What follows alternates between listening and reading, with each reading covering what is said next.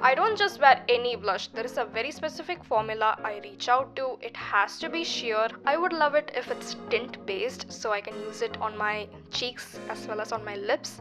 It should be dry skin friendly and the finish should look like my skin is naturally flushing. I finally curated a capsule collection of blushes ranging from creams to powders to mousse formula. So let's get started.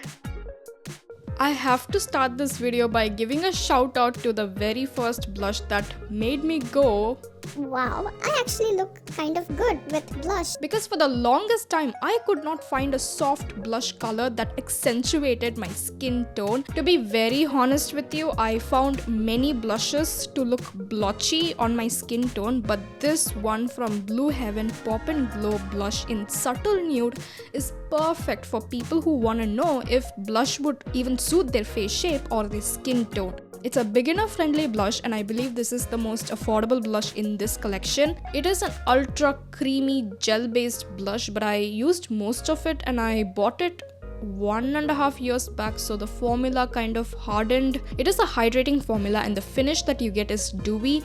Longevity is not that bad, especially if you layer it with a powder blush.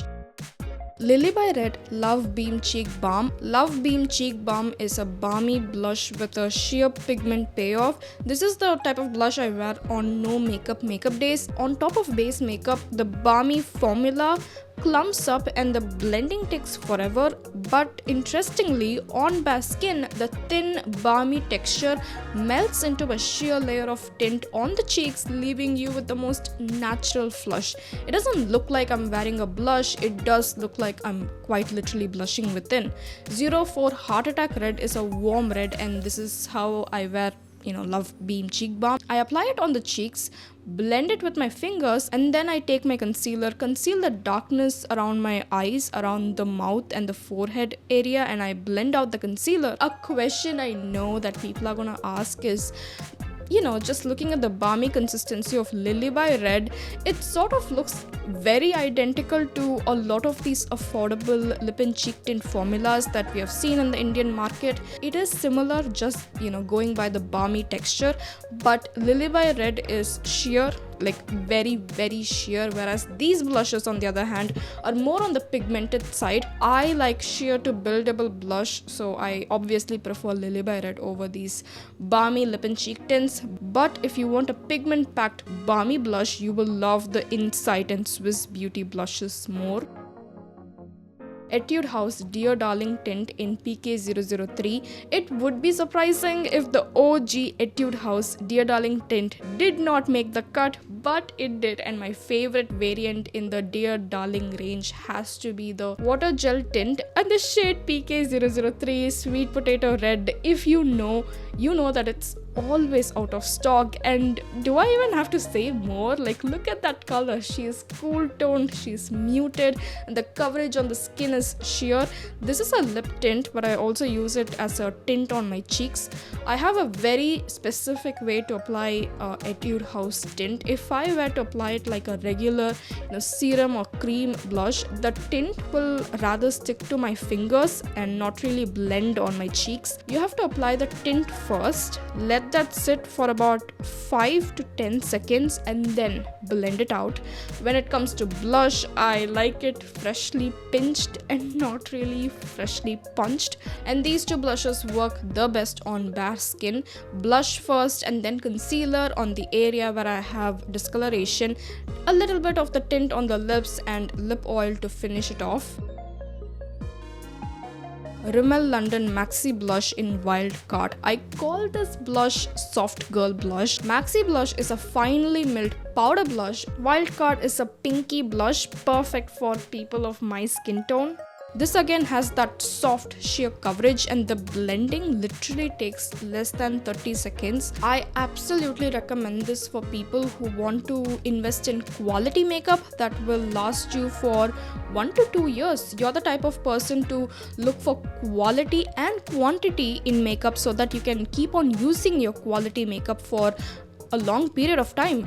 Get this because you get around 9 grams of product. That's a lot more than what 𝘤𝘮𝘮 offers, which is only 8.5 grams. I love the finish of this blush. It's not overly matte.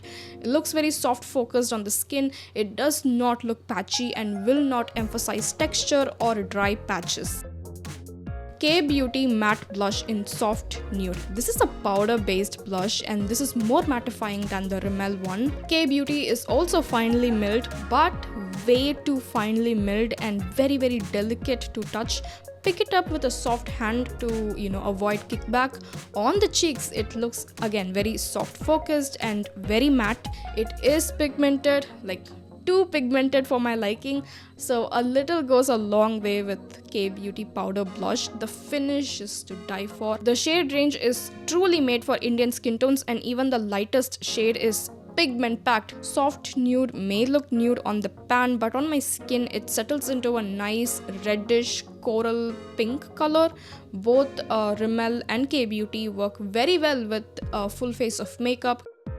Sunnies Face Air Blush. Yes, this is my third time mentioning Sunnies Face Blush. I be working my ass off promoting their products like the rent is due in the Philippines, but I wish I came across this type of blushes earlier when I started doing my makeup. This is a great everyday blush that does not look heavy. It blends like a dream and it looks like a dream. I love a good cream to powder formula, especially when it comes to blush. You can wear them just like that. You can wear them underneath your setting powder and also on top of your setting powder. Air blush works very well on top of base makeup. So if you like to keep your base very simple, just concealer, powder, and you're searching for a sheer coverage blush that kind of gives you that 𝘤𝘮𝘮𝘮 vibes, definitely check this out. I have two shades, Girl Crush and Fig. Girl Crush is a warm berry pink color and Fig is a muted nude shade. My most used shade is obviously Girl Crush. It's a perfect warm pinky blush for medium deep skin tones. I really cannot get enough of the Colorbar Sinful Lip and Cheek Tint. Yes, I'm talking about this blush again. I love it, I love it, I love it. It also has a fun, unique texture to play with and just overall a 10 on 10 product.